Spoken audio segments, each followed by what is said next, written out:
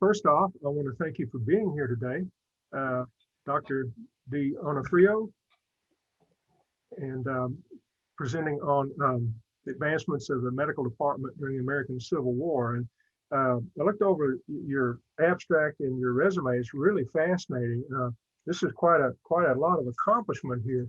And I used to reenact some Civil War, so I have a sort of a feeling here. And I think Civil War medicine is one of the things that we seem to, we're now getting into. For so long, it was just the battle. And now we're studying the Civil War encampments, about surgeons and what went on. And so I appreciate you here this morning, and I'll let you take it from there. Okay, so I guess we got a bunch of people listening in. Well, actually, I'm recording it, and what we'll do is record this, and I'll put it on our website. But what I'll do is let you know beforehand, so you can look it over. We'll get your approval, and then I'll put it on our website. Oh, okay. All right. Well, I want to thank you and Kelly for inviting me to speak before your group. I've only been, I hate to admit it, to Nashville one time.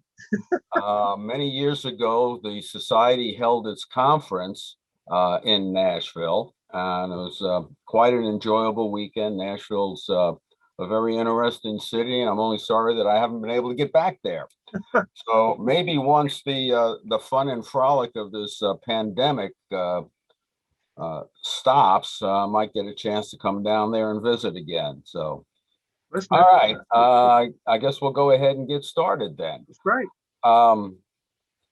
The Civil War was the first modern war that resulted in the highest number of U.S. casualties per capita of any of our wars, as 620,000 men perished.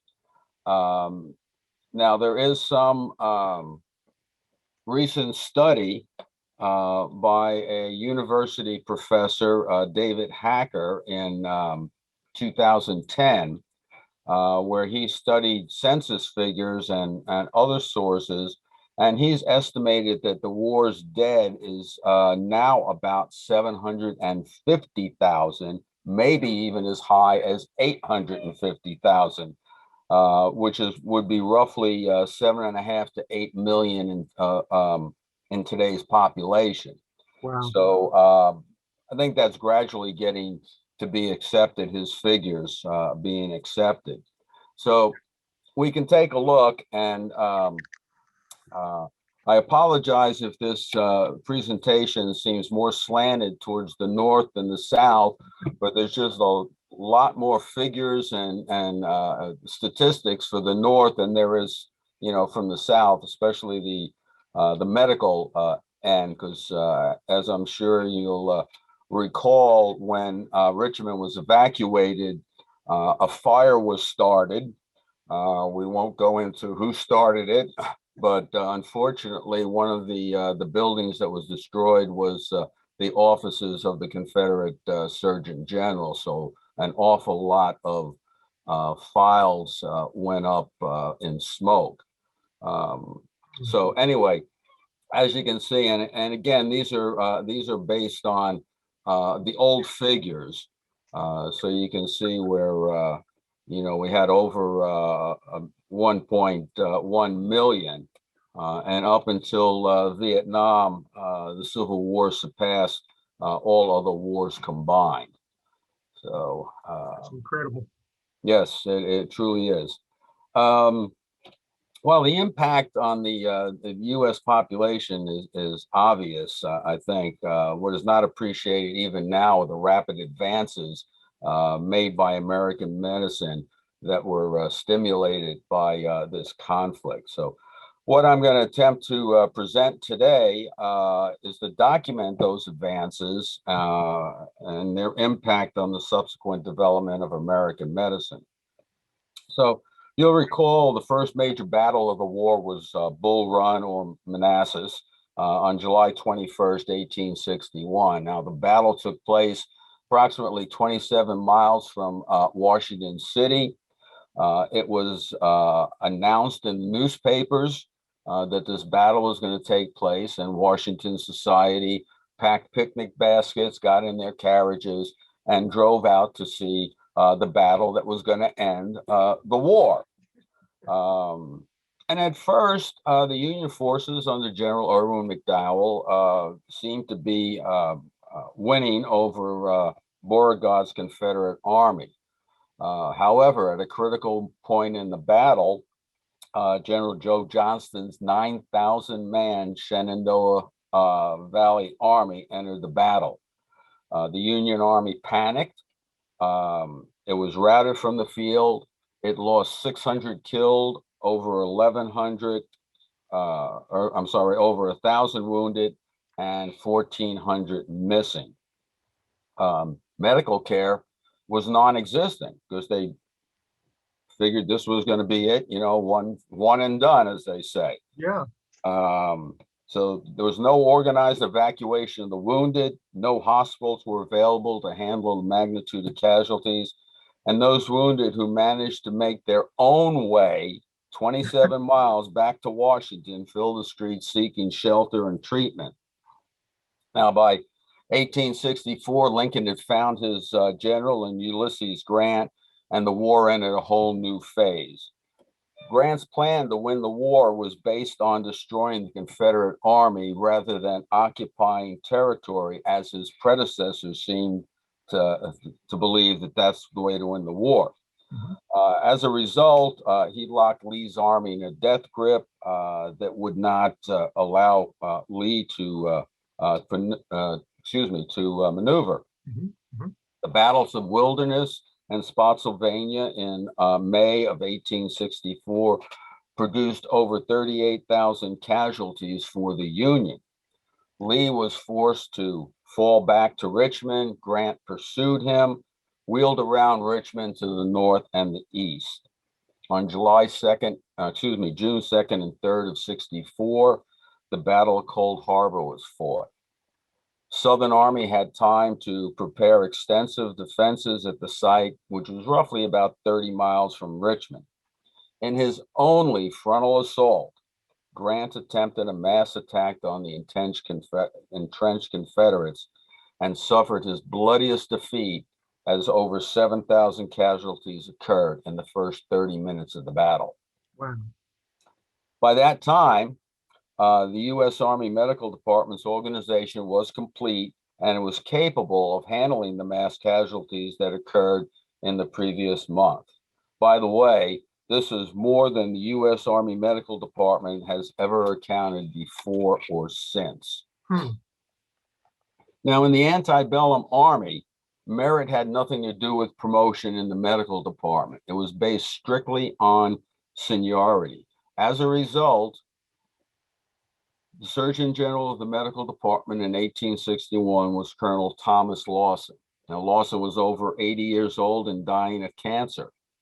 He ran a very miserly office and published books on the extravagance of medical care and the unnecessary expenses of medical textbooks. After the start of the war, more than half the medical officers resigned to join the Confederate Army, with the result that the Union Army started the war with only 98 medical officers, and that included the Surgeon General. Good night. Now, Finley's replacement was Clement Alexander Finley, and he wasn't much better. At age 64, he'd been in the Army for 43 years, and he was much the same as his predecessor when it came to spending money and using resources. Now, in the early part of the war, hygienic conditions in this vast volunteer army were virtually non-existent. Disease was rampant in the Union camps that were centered around Washington City. As a result of a public outcry regarding the woeful treatment of the injured and the sick, a sanitary commission was formed.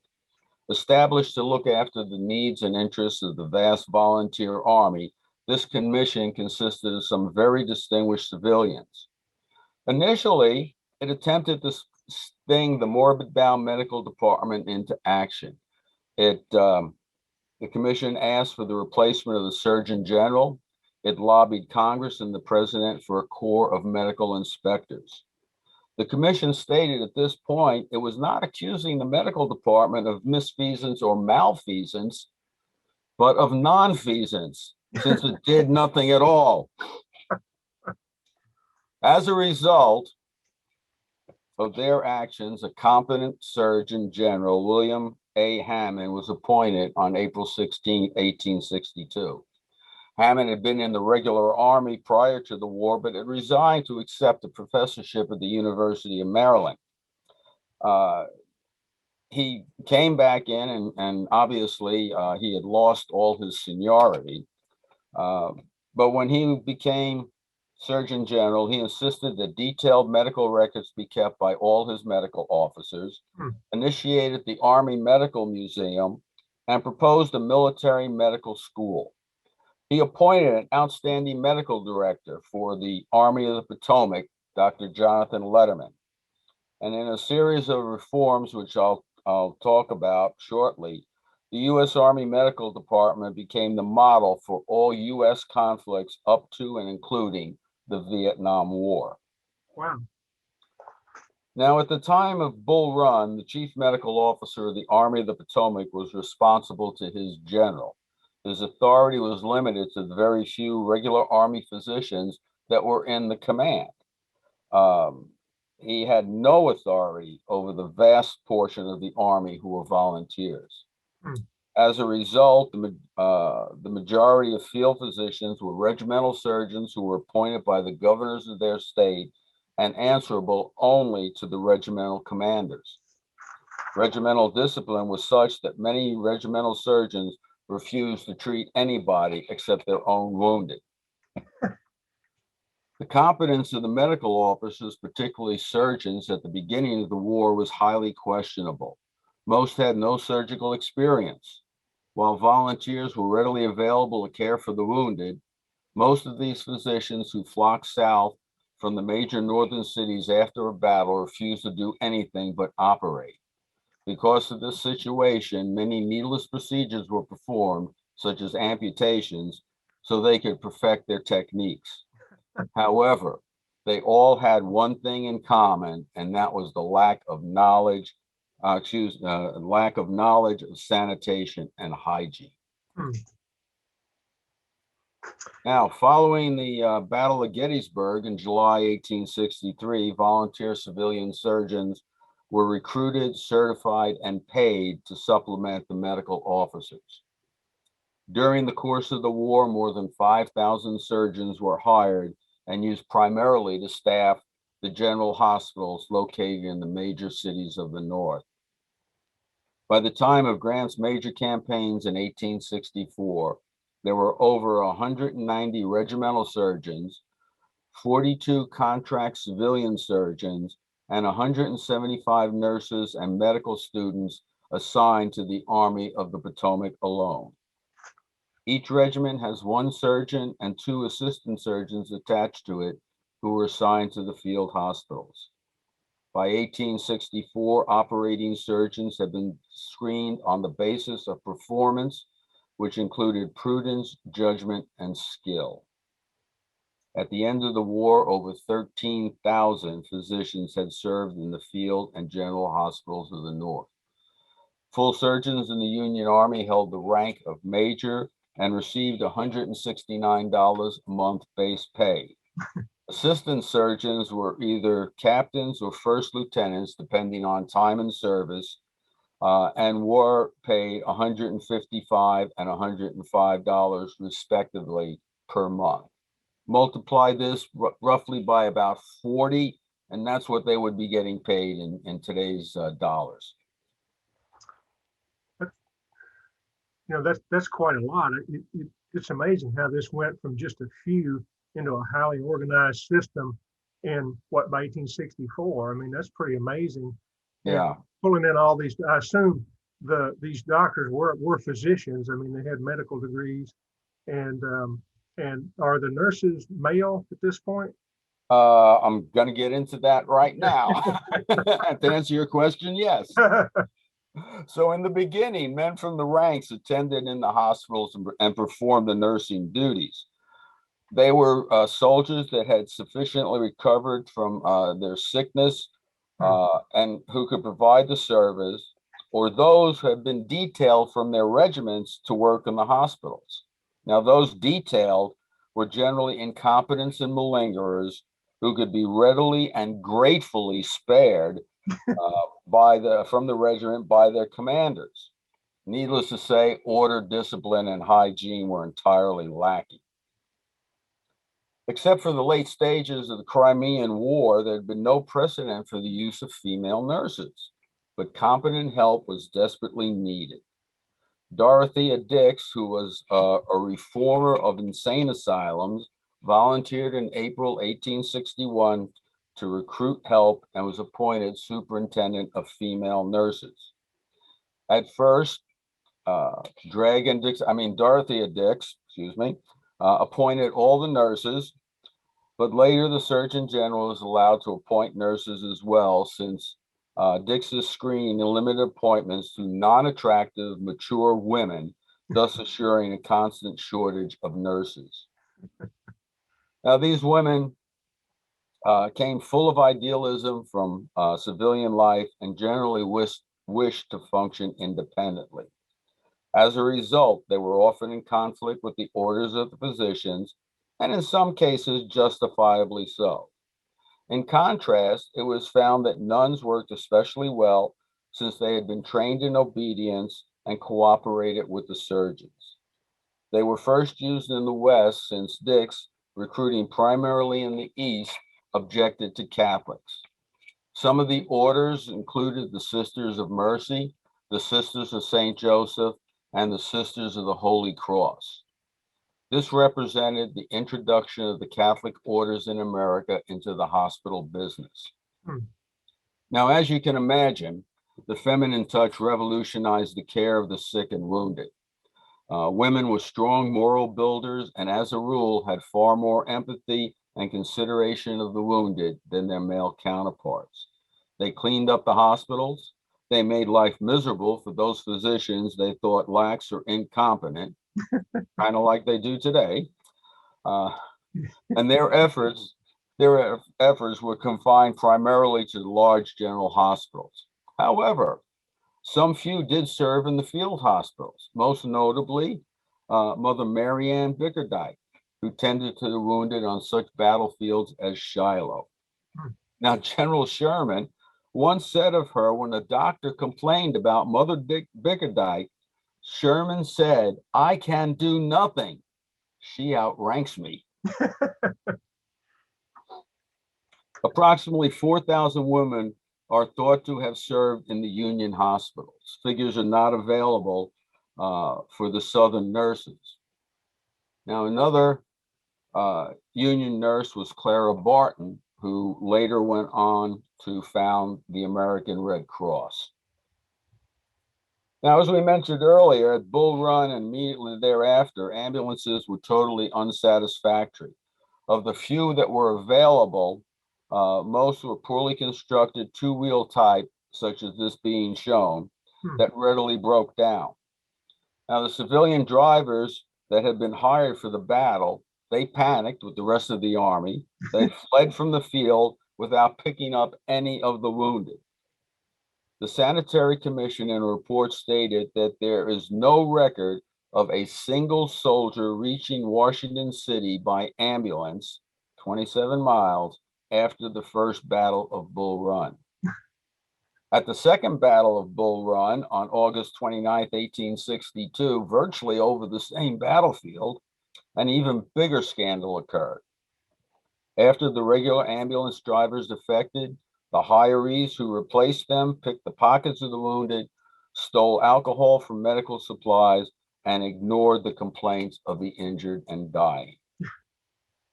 It was quite evident that there was a need for an ambulance corps. At the time, the ambulances were under the control of the Quartermaster Corps, and it became readily apparent that priorities for supplying the troops in the field were in conflict with those of the wounded. Even some of the Army generals were unsympathetic to the needs of the sick and wounded.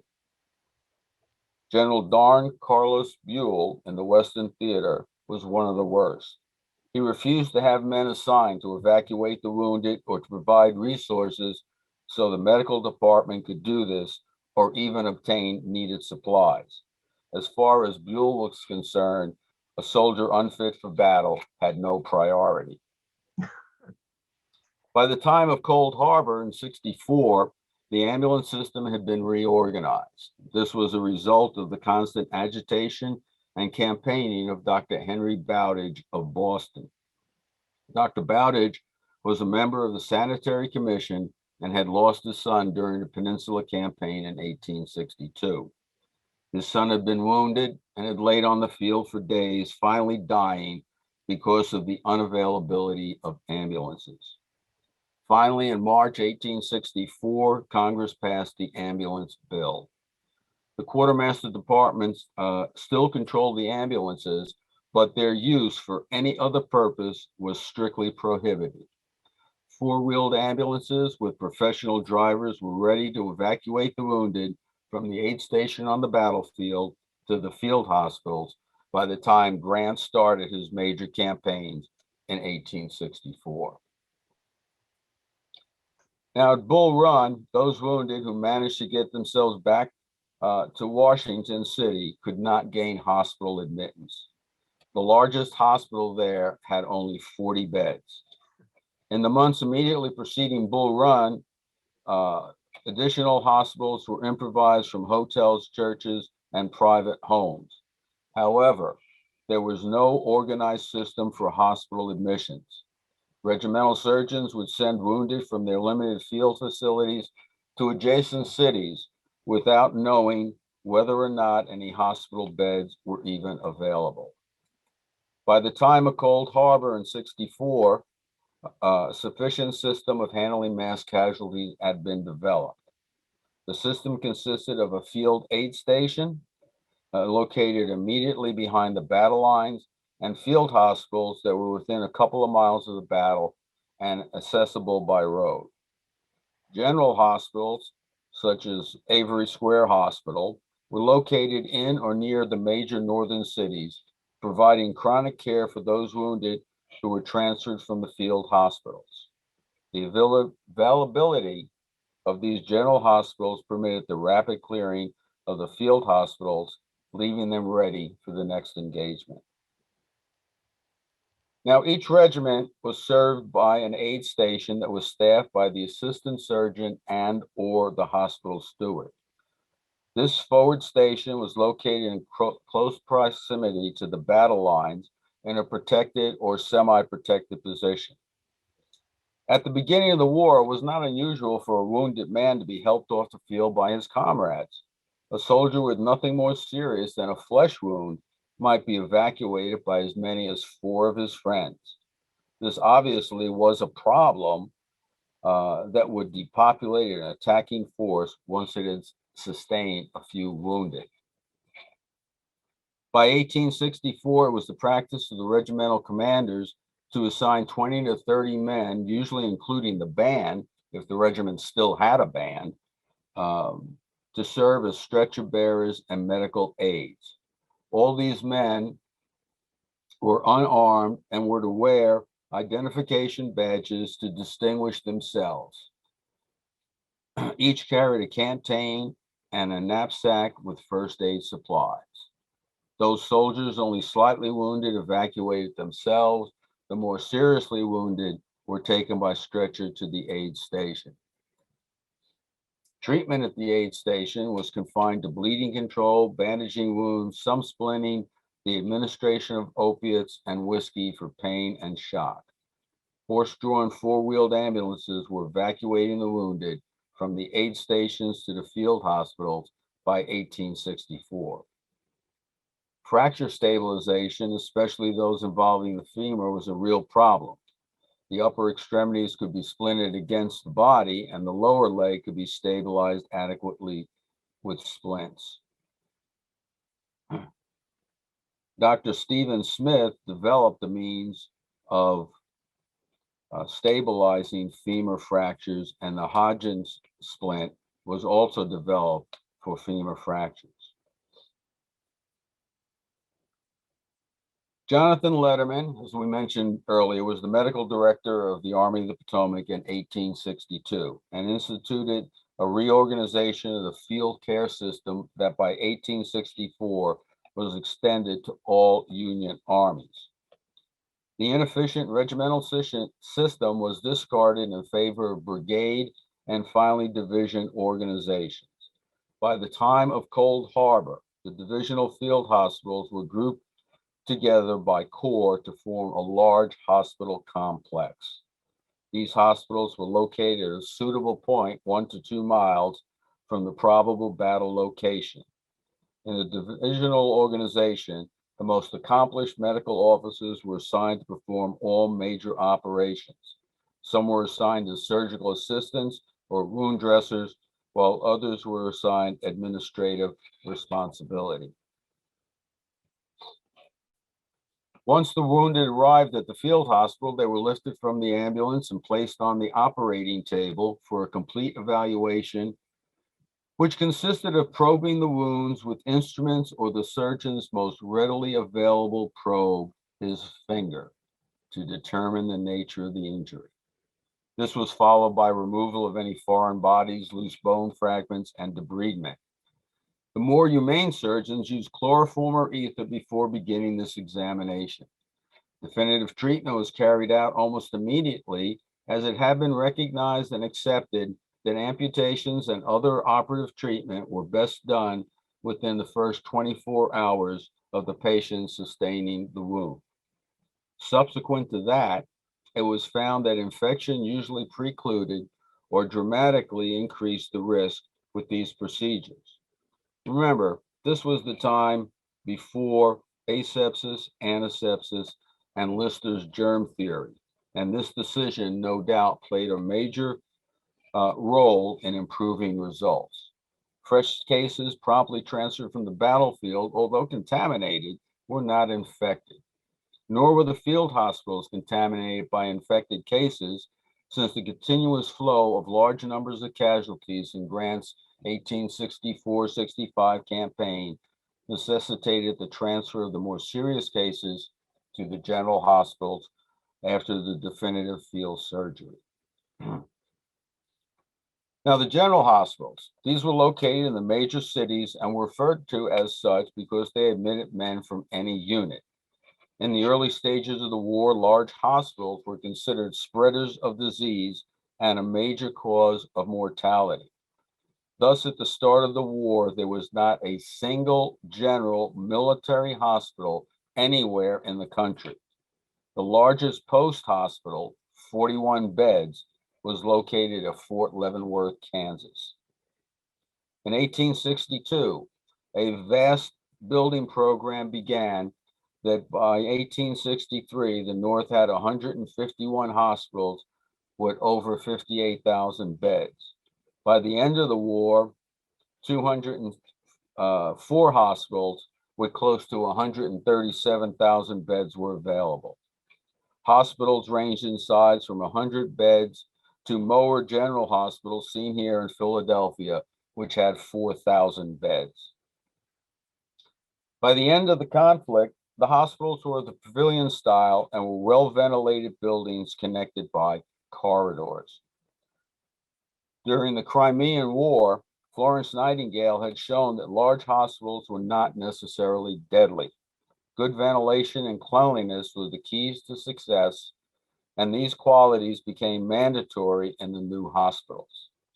In these pavilion-style hospitals, each ward accommodated 60 patients. They had high vaulted ceilings with ceiling fans. The wards themselves measured 150 feet by 25 feet with ceilings 12 to 14 feet high. Concentration of patients was not allowed because of the spacing between patients, thereby assuring that cross-contamination was minimal. Now, as I mentioned earlier, Surgeon General Hammond required that his medical officers submit regular reports of their cases, their treatments, and the results. These reports were compiled after the war into 6 volumes entitled The Medical and Surgical History of the War of the Rebellion. This remarkable work was the first major American academic medical contribution recognized in Europe. This work provided detailed statistical documentation of medical and surgical management during the war. Now, this set has been reprinted. It is now 15 volumes, and it is also available online and on CDs for those who might be interested. It's quite fascinating.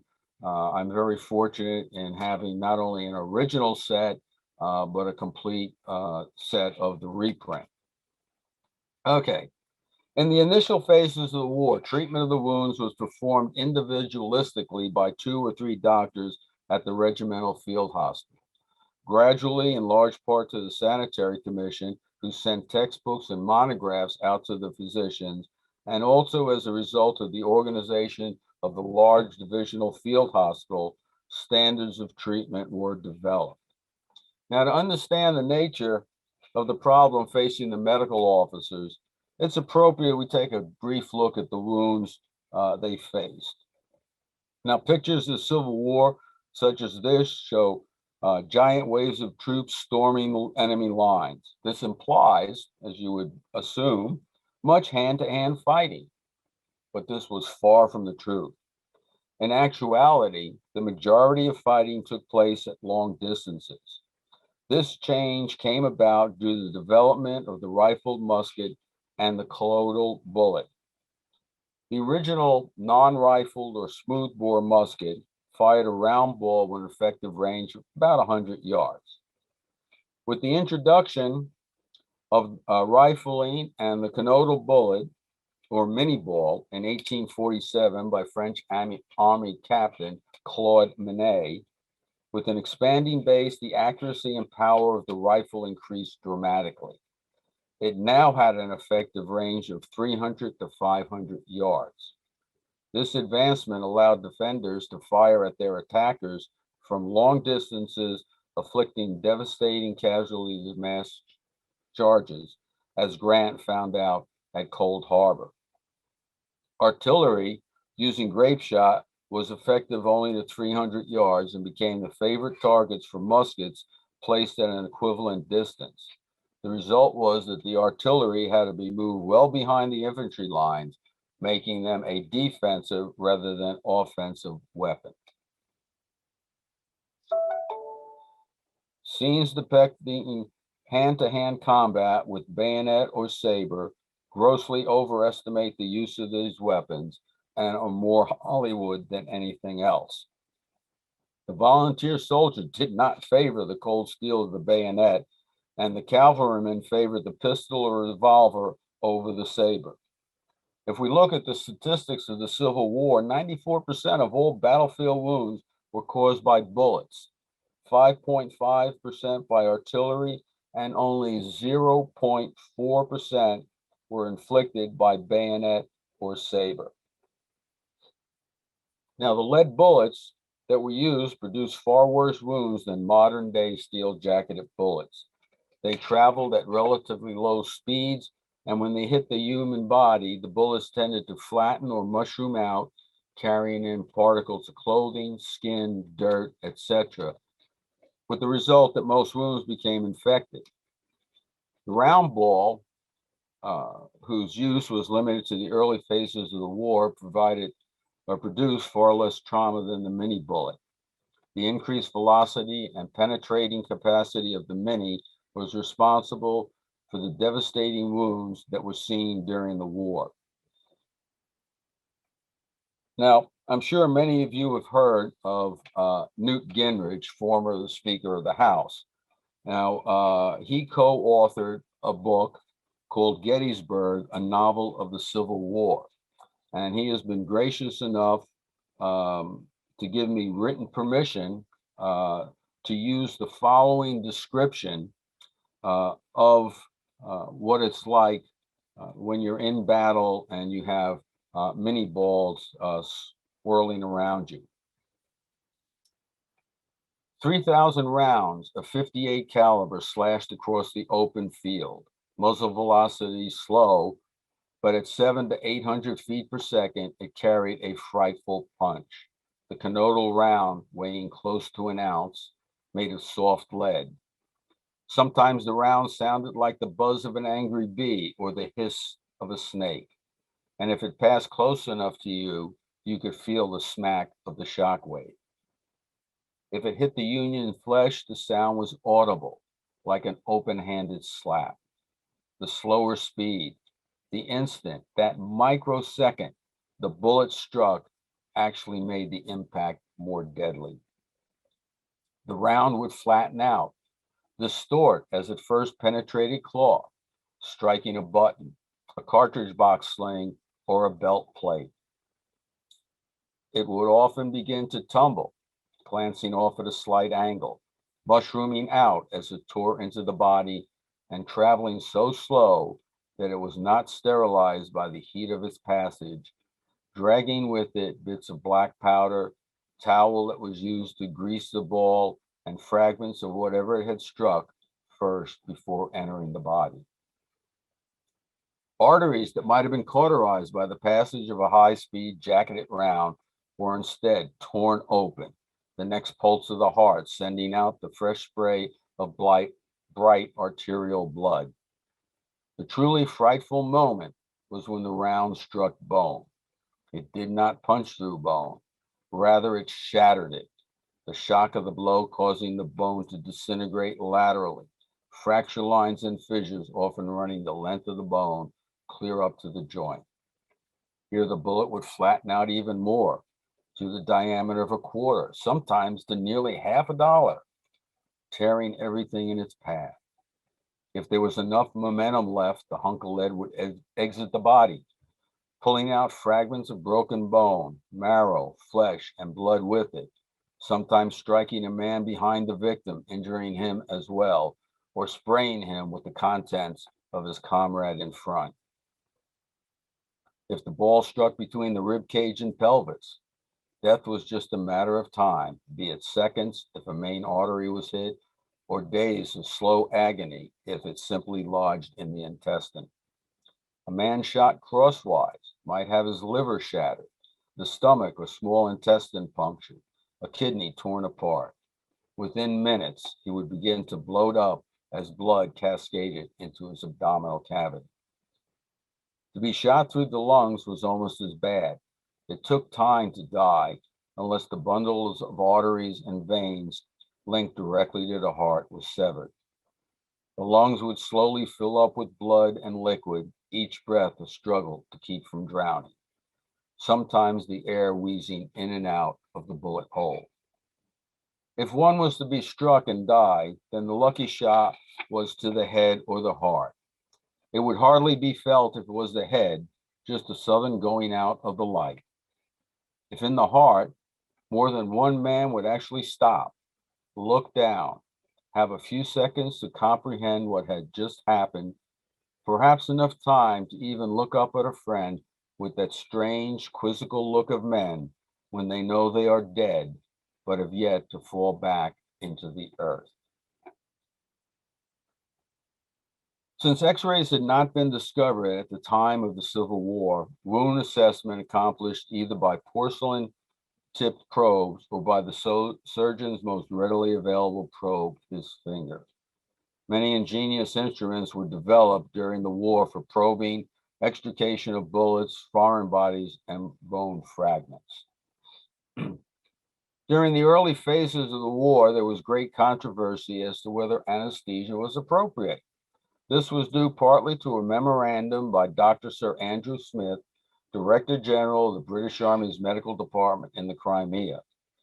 He almost forbade its use, and adding that, quote, theories of the patients undergoing an operation was satisfactory to the surgeon as an indication that there was no fear of syncope and that pain was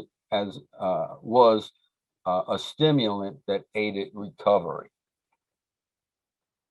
The New York Medical Journal argued against anesthesia on the grounds that the excitement of the wounded soldier was enough to carry him through the severest operation, and the shock following injury was only aggravated by anesthesia.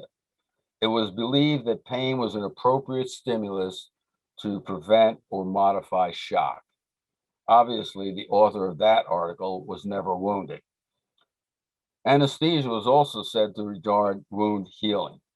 Now, despite this, anesthesia was used extensively by the end of the war, and in the beginning of the war, and by the end of the war, it was used universally. Ether was discovered either in 1842 or 1847, depending on who one believes is its discoverer. Chloroform was discovered in 1847 and was the agent of choice for field hospitals. As mentioned earlier, more humane surgeons employed anesthesia even for wound examination. Chloroform had the advantages of having smaller bulk, was non-flammable, acted quicker to produce insensibility, and had a faster recovery time. Some 80,000 general anesthetics were given during the war. Ether was more commonly used in the general hospitals, but overall was used in only 14% of the cases. The flammability of ether was its principal hazard, since light for operations was produced either by candle or lantern flame. It was dangerous to use ether. In the field hospital, much surgery was conducted in the open because of better visibility.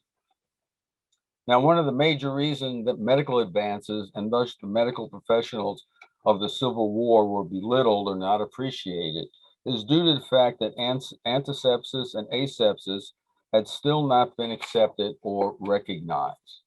Antiseptic agents had been recognized many years prior to the start of the war. However, Lister did not publish his first article on antisepsis until 1867. It has been said that if the Civil War had occurred 10 years later, many, many thousands of wounded would have survived. The antiseptics that were available were used to clean the environment rather than surgical instruments, bandages, or the wounds themselves. Sterilization or cleanliness of instruments had not yet been established. Now, when surgeons did wash their hands or instruments, it was more to keep those instruments from slipping from their grasp. At times, water was so scarce, surgeons might go days without even washing their hands.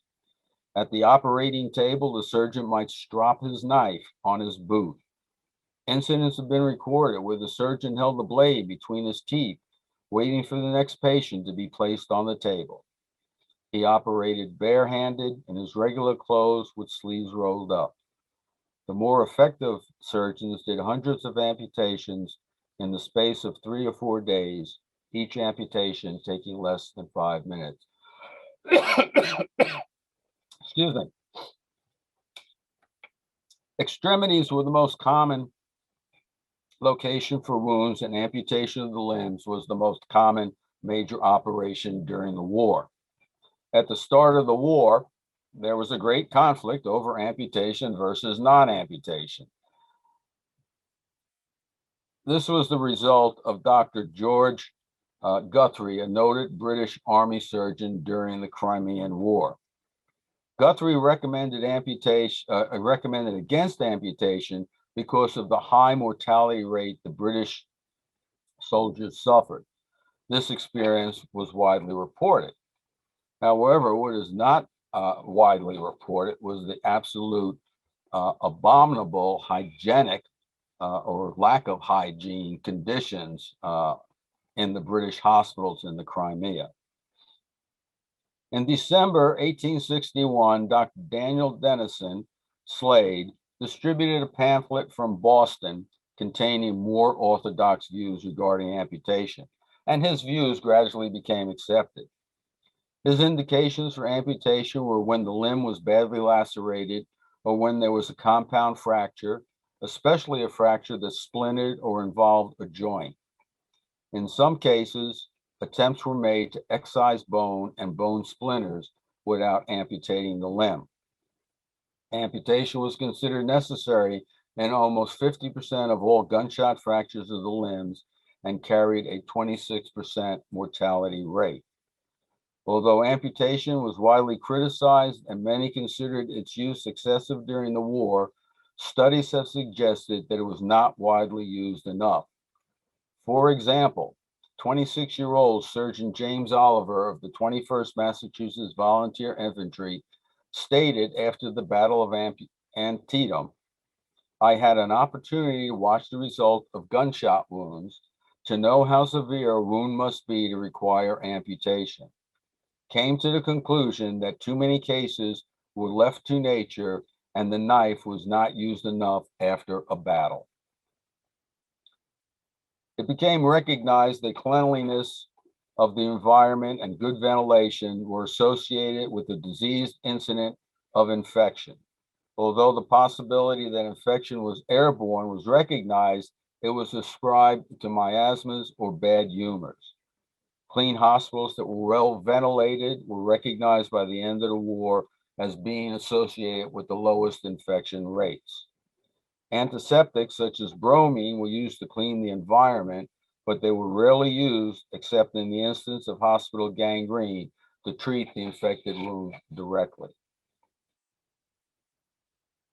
It was also discovered by the medical department that it was highly desirable to have railroad cars and ships equipped specifically for the transportation of the wounded.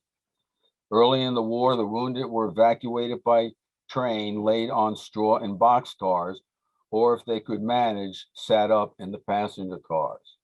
Now, these same boxcars might have just delivered a cargo of horses, mules, or cattle, and it was highly doubtful that they were cleaned out before the wounded were put in. Gradually, with the help of such organizations as the United States Sanitary Commissions and other groups, more and more hospital cars of varying designs and offering greater comfort began to appear. In times, these cars were combined to hospital trains, and the trains were clearly identified by their bright red smokestack engine and tender and 3 red lanterns at night. There has been no recorded instance of such a hospital train being molested by the enemy. Various sanitary commissions also helped outfit specially equipped hospital ships and provided more vessels of their own when necessary. This happens to be the Red Rover, the first Navy hospital ship. Although the most important obstacle had been surmounted when the medical department recognized the simple fact that formal organization, careful planning, and trained and disciplined personnel were necessary to successful evacuation, not everyone within the Army was willing to grant the department the necessary control to ensure its effective operation. Letterman struggled to have the ambulance corps placed under the command of the medical officers succeeded in the Army of the Potomac only with General McClellan's support, and his approach was officially adopted throughout the Army late in the war. The medical department control over hospital transports was generally not conceded until early 1865. The improvements in the management of hospitalization and evacuation achieved during the course of the Civil War were considerable. By the end of the war, evacuation tended to be as prompt and as systematic as the military situation permitted. As a result, the number of medical personnel, the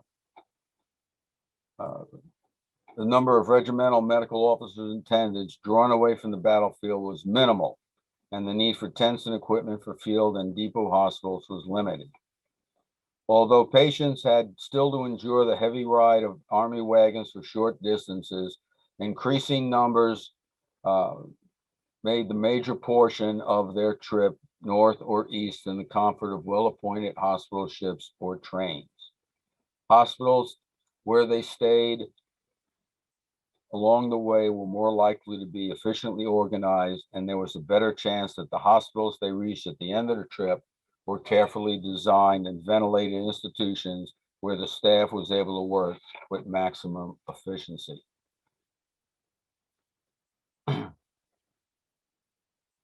In the 19th century, disease extracted a heavy toll when large groups of men were gathered closely together under conditions of stress and sanitation.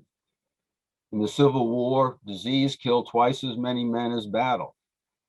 The conflict thus provided millions of cases of various diseases, such as chickenpox, measles, whooping cough, etc., for study. But Union surgeons, like their counterparts everywhere, were still unable to distinguish harmless organisms from those causing disease. And the developments that would make this possible were yet to come. Except for offering supportive care, doctors could do little during the Civil War to help those stricken with disease other than malaria.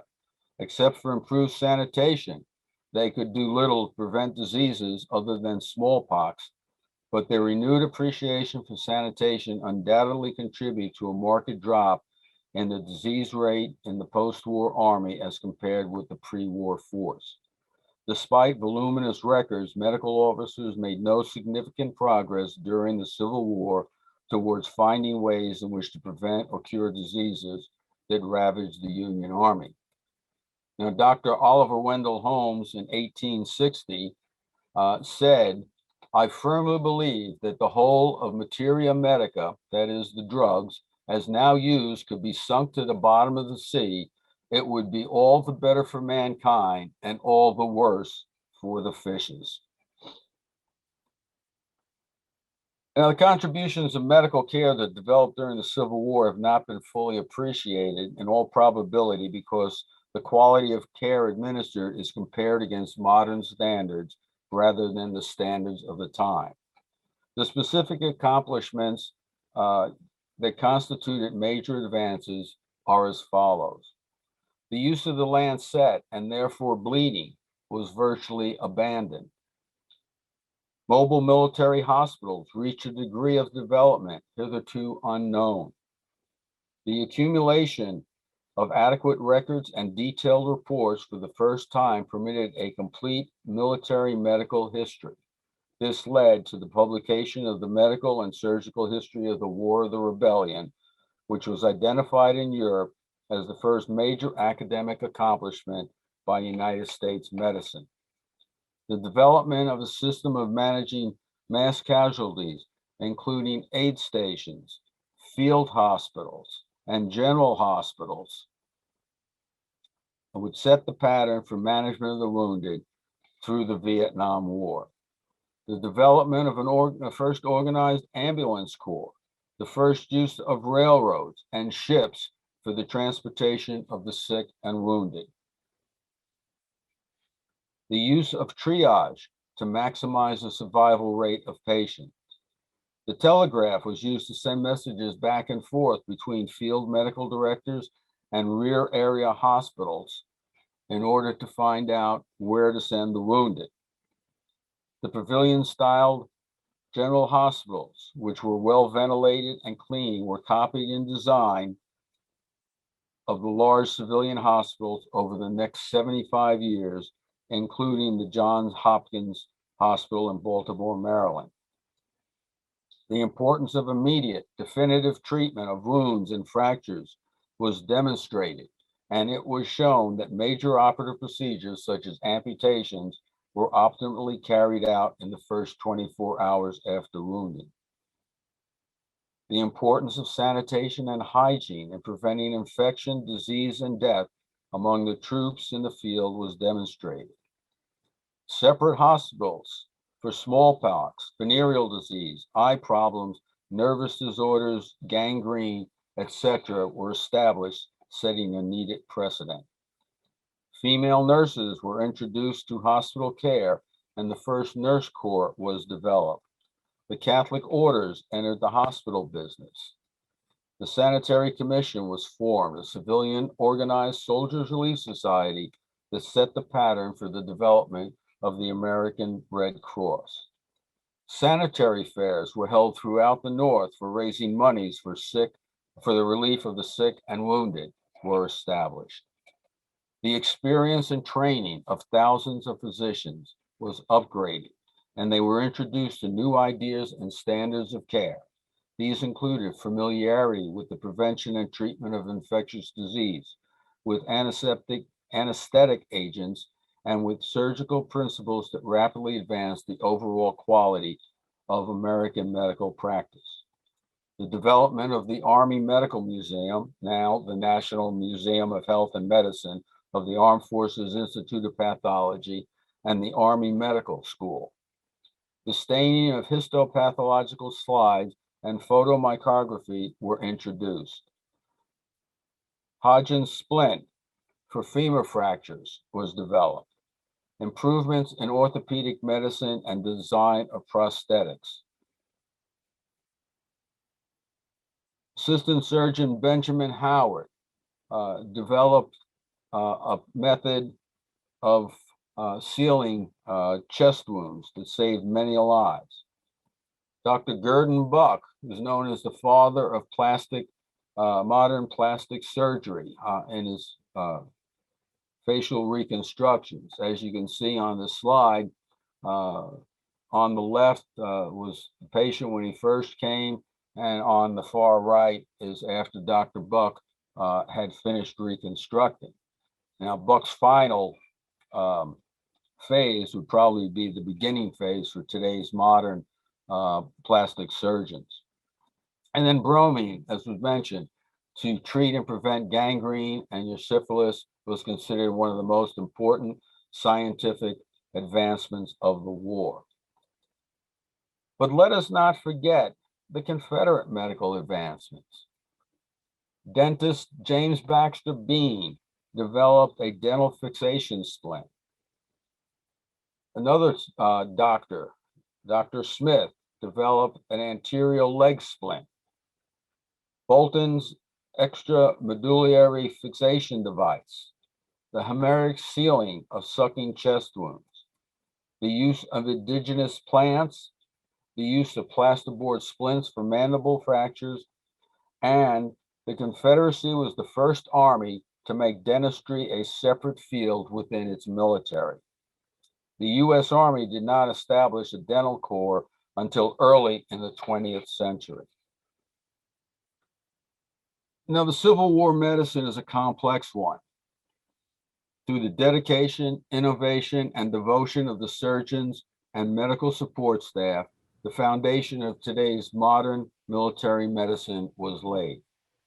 Advancements in medicine made during the Civil War allowed wounded soldiers to return to their homes and lives. Medical professionals and the compassion and service of dedicated civilians kept them alive and gave them hope. Their own strength and resilience made them heroes.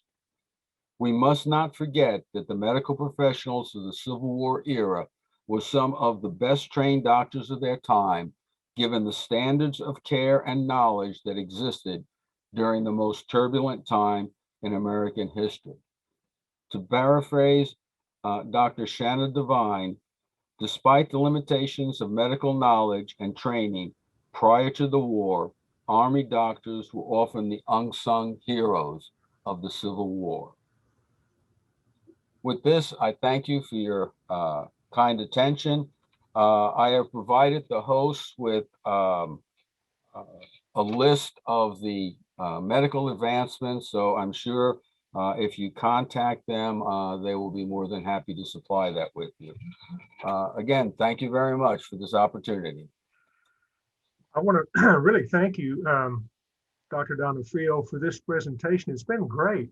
And one thing that's really amazing to me is how we went from a medical department that, well, I guess we have to have it, all the way to a serious advanced profession by the end of the war. I mean, this is really incredible. And it seemed like we learned so much in such a short time.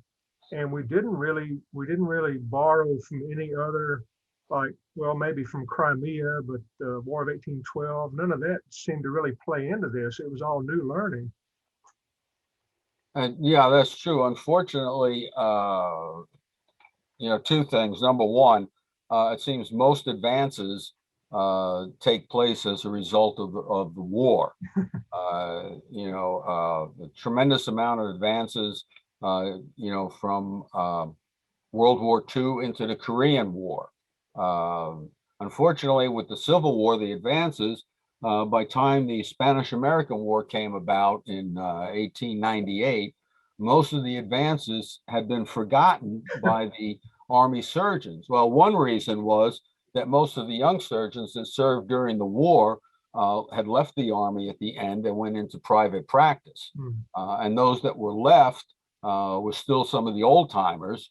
So, you know, a lot of the advances were forgotten. And like I said, it's most unfortunate that war causes the majority of medical advances. Now, I do have one thing, if we still have time, and if I can figure out how to minimize this screen here. A number of years ago, we videotaped a simulated leg amputation that we do at our annual medical living history in Gettysburg. And if I can get to it, which is figure out how to, like I said, how to downsize this screen, which doesn't look like I'm going to be able to. Let's see, what's this going to do? Well, maybe not. Well, we would love to attach that. I'd love to see it. I know from your experience, it's going to be as historically accurate as possible. So Right. this is something that's really fascinating, I think, and I think all of our listeners would love it too. So well, yeah, what I can do is I should be able to attach it, I think, to an email. Okay. If not, then I will put it on a flash drive and mail it to you folks. Well, that's awfully generous, and I think we can definitely put that out there. And this has been a great presentation. And send us that email, and we'll link it to this, and it will be on the Metro Archive website, and it'll be on our Facebook page, and we'll try to distribute as far as we can, because this is really a fascinating thing. And it's a very this is a very unique thing. We've done a lot of research on it, and it's really good. That's such a, it simply amazes me that we got all this body of work, and then they didn't remember it, and then it sort of came back with our bigger wars. And so, Exactly. it's amazing how these things progress in a time of war. But and it just looks like the Army was so overwhelmed. With the new technology, we didn't realize there were going to be this many casualties and this severe, it seems. Exactly. So we have, what are we going to do with 10,000 wounded soldiers, Yeah. So, it's pretty amazing. And the casualty rates, I was amazed at, over a million. I mean, it seems that given the U.S. population at the time, there would be a wounded or maimed soldier somewhere in town, possibly in every city in the nation. I don't know, but Right. it's amazing, Ken, I was able to, well, what I did is I stopped the share and I was able to get to the video down here at the bottom of my screen. So I don't know how I can get back to the share. Let's see. Oh, there it is. Okay, let me see. Let me hit this and well, then I just lost it again. Let's see if I can, do I need to do anything as far as Let's see. share? Click the exit. Okay, that's that. Let me get out of that.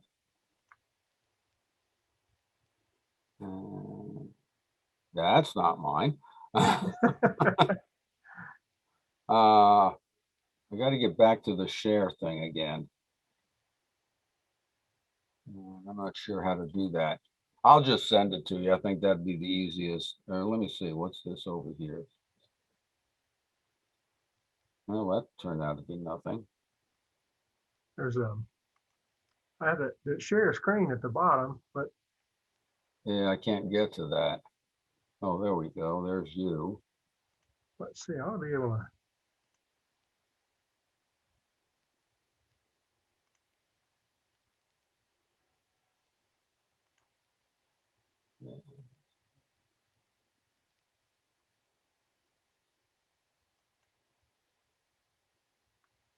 I'll just copy onto a flash drive and mail it to you. I'll get it and Okay. mail it today or Okay. tomorrow. Okay.